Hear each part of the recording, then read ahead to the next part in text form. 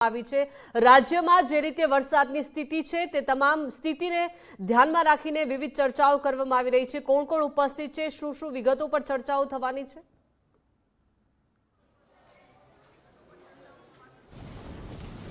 દક્ષિણ ગુજરાતની અંદર ખાસ વલસાડી તાપી સહિતના જે જિલ્લાઓની અંદર છેલ્લા 24 કલાક 48 કલાકની અંદર જે પ્રકારે વરસાદ નોંધાયો છે 40-42 ઇંચ કરતાં પણ વધુ વરસાદ નોંધાયો છે અને હવામાન વિભાગનું જે પ્રકારનું ફોરકાસ્ટ છે તે પ્રકારે આગામી 24 કલાક દરમિયાન પણ દક્ષિણ ગુજરાતના જિલ્લાઓની અંદર ભારેથી અતિભારે વરસાદની આગાહી વ્યક્ત કરવામાં આવી રહી છે।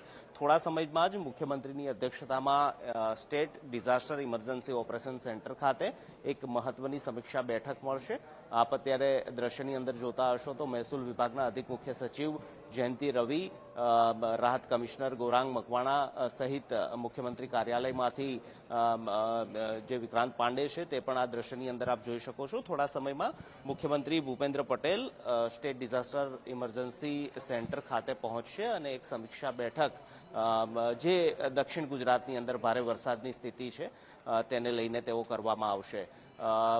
ખાસ રાહત અને બચાવની કામગીરીને લઈને સતત સમીક્ષા કરવામાં આવી રહી છે। નાયબ મુખ્યમંત્રી સહિત મંત્રીમંડળના એક મંત્રી નરેશ પટેલ દક્ષિણ ગુજરાત તેમને મોકલવામાં આવ્યા છે।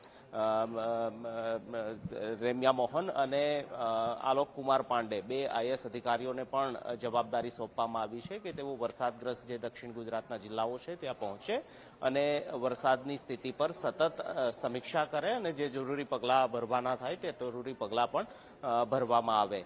જે પ્રભારી સચિવો છે તેમને પણ એ સૂચના અપાઈ છે કે વરસાદગ્રસ્ત જિલ્લાઓના સતત સંપર્કમાં રહેવામાં આવે અને જરૂર પડે તો જે તે પ્રભારી જિલ્લો છે ત્યાં પણ પહોંચવામાં આવે।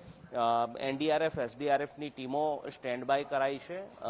જરૂર પ્રમાણે એનડીઆરએફ એસડીઆરએફ ટીમોનું ડિપ્લોયમેન્ટ પણ વરસાદગ્રસ્ત જે વિસ્તારો છે ત્યાં કરવામાં આવ્યું છે અને હવામાન વિભાગે પણ આગામી 24 કલાક દરમિયાન દક્ષિણ ગુજરાત, મધ્ય ગુજરાતના સહિતના જે જિલ્લાઓ છે તેની અંદર ભારે વરસાદની આગાહી વ્યક્ત કરવામાં આવી છે। તો થોડા સમયમાં મુખ્યમંત્રી અહીં પહોંચશે, સમીક્ષા કરશે વરસાદની સ્થિતિને લઈને। હવામાન વિભાગ અને એનડીઆરએફ એસડીઆરએફ જે ટીમો છે તેમના અધિકારીઓ, તેમના જે લીડરો છે તે પણ અહીં આ બેઠકની અંદર ઉપસ્થિત રહેશે અને જ્યારે પણ આ પ્રકારની પૂરની અથવા વરસાદની સ્થિતિ બનતી હોય છે ત્યારે મહેસૂલ વિભાગની કામગીરી અને તેનું મહત્વ ખૂબ વધી જતું હોય છે। તો મહેસૂલ વિભાગના અધિક મુખ્ય સચિવ જયંતિ રવિ પણ આ બેઠકની અંદર ઉપસ્થિત રહેવાના છે।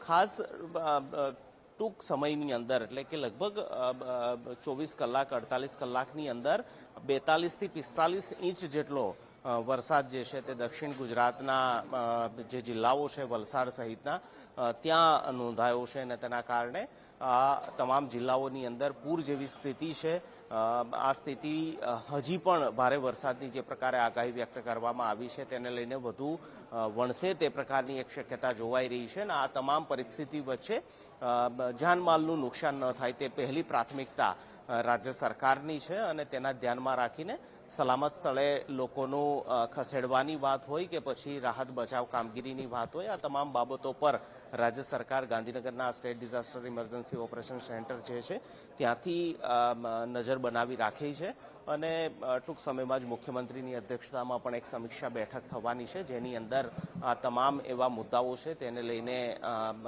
ચર્ચાઓ થશે અને જરૂરી પગલાઓ પણ ભરવામાં આવશે। જી નિકુંજ, આભાર વિગત સાથે જોડાયા તે બદલ।